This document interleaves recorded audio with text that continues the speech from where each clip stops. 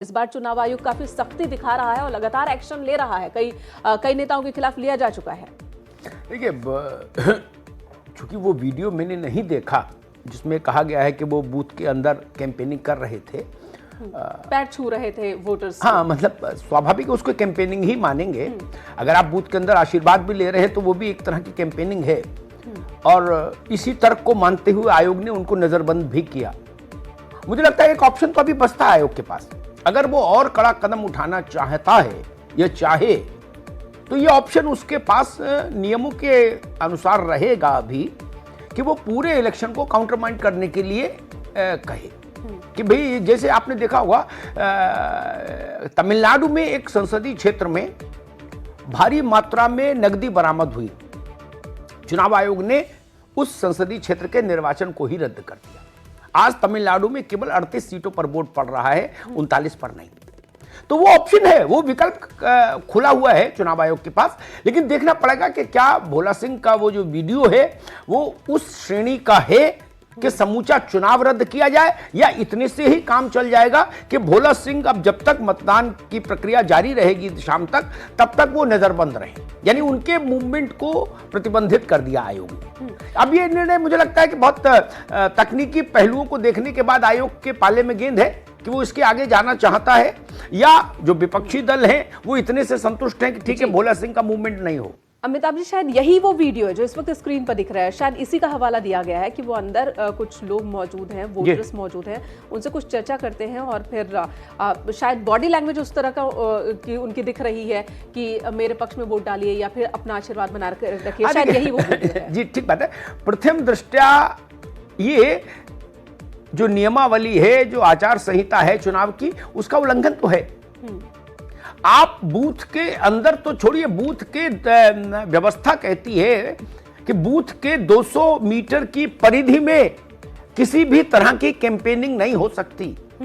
इसीलिए जो मेज कुर्सी लगती हैं उम्मीदवारों की, पॉलिटिकल पार्टीज की, वोटर्स की सहायता के लिए, वो भी 200 मीटर की परिधि के बाहर लगती हैं। जी, 200 मीटर का परिक्षेत्र माना जाता है कि ये पूर्णतः निषिद्ध परिक्षेत्र होगा। यहां कोई भी प्रचार नहीं हो सकता, किसी भी ढंग का, इवन सांकेतिक ढंग से भी प्रचार नहीं हो सकता।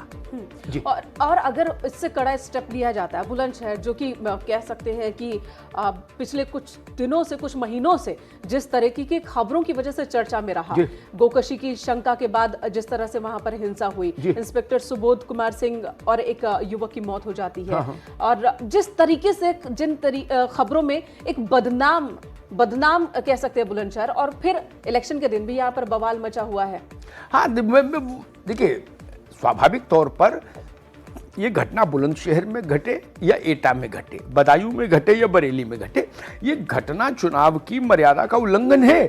और ये चुनाव की मर्यादा का उल्लंघन है, इसीलिए भोला सिंह पर प्रतिबंध लगाया गया कि जब तक मतदान की प्रक्रिया रहेगी आप नजरबंद रहेंगे, यानी आपका मूवमेंट नहीं होगा, नहीं हो पाएगा। क्योंकि आपका एक बार मूवमेंट हुआ तो आपने आचार संहिता के नियमों का उल्लंघन किया, इसलिए अब आप नजरबंद रहे। अब इसके आगे और ज्यादा हार्श एक्शन क्या आयोग लेना चाहता है, या जो विपक्षी दल हैं, चाहे वो बसपा हो या कांग्रेस हो, वो क्या डिमांड करते हैं, इस पर भी मुझे लगता है निर्भर करेगा। अमिताभ जी, अब बुलंदशहर की अगर हम बात कर ले, यहाँ पर कुल 9 उम्मीदवार चुनाव मैदान में हैं।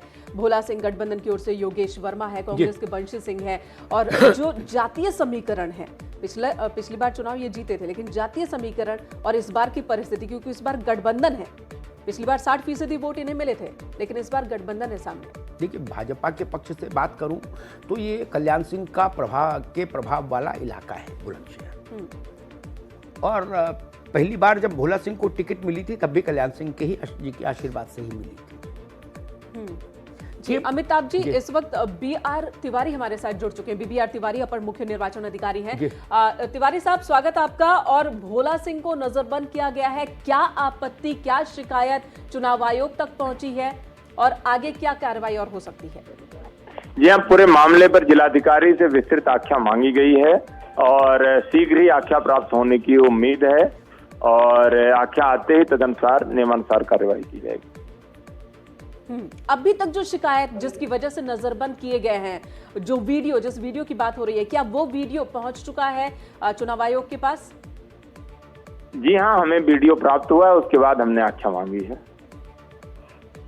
जी, और क्या कड़ा एक्शन इसमें संभव है, जो तथ्य सौंपे जाएंगे डीएम की ओर से उसके बाद?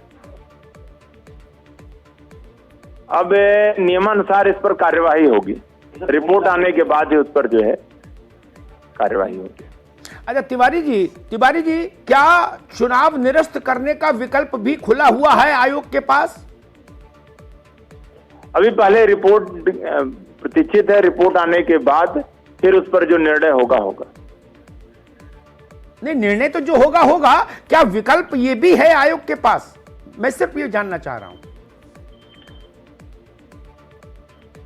इस मामले पर जो कुछ भी निर्णय होता है चुनाव आयोग के स्तर पर लिया जाता है, लेकिन ये बहुत दूर की संभावना है। अभी सब तथ्यों पर पूरा विचार करके ही जो है निर्णय लिया जाता है।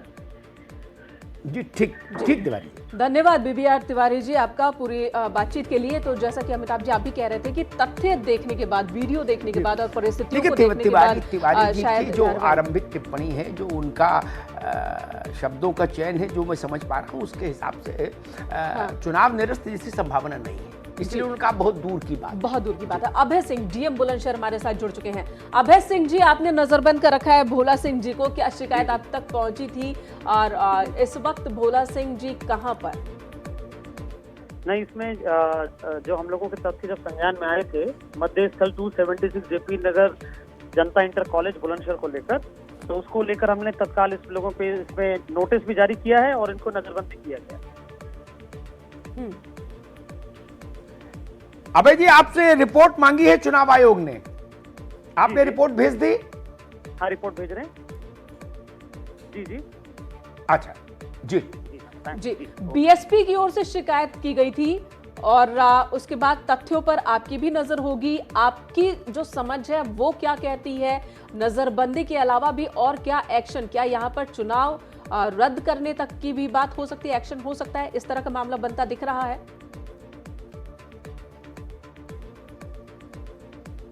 इसमें आपको मैं बताना चाहूंगा, सभी प्रत्याशी और सभी उनके एजेंट बूथ तक वो जा सकते हैं। इसमें जब बूथ के अंदर का जो मॉडल कोड ऑफ कंडक्ट का वायलेशन हुआ है, उस पर हमने तत्काल उस पर नोटिस सर्व किया है और साथ ही साथ में उनको नजरबंदी का आदेश कर दिया है। तो उसमें हम लोगों ने तत्काल निर्णय लेते हुए तत्काल कार्रवाई भी कराई। जी, धन्यवाद इस वक्त पूरी जानकारी देने के लिए। तो डीएम बता रहे थे कि कार्रवाई की गई है और आगे जो तथ्य हैं वो चुनाव आयोग को पहुंचाए जा रहे हैं। और सीधे आपको लिए चलते आजमगढ़। समाजवादी पार्टी के अध्यक्ष अखिलेश यादव वहां पहुंच चुके हैं। आजमगढ़ में आज उन्हें नामांकन करना है। समाजवादी पार्टी की ओर से वो चुनाव मैदान में है, गठबंधन के उम्मीदवार है यहाँ पर। और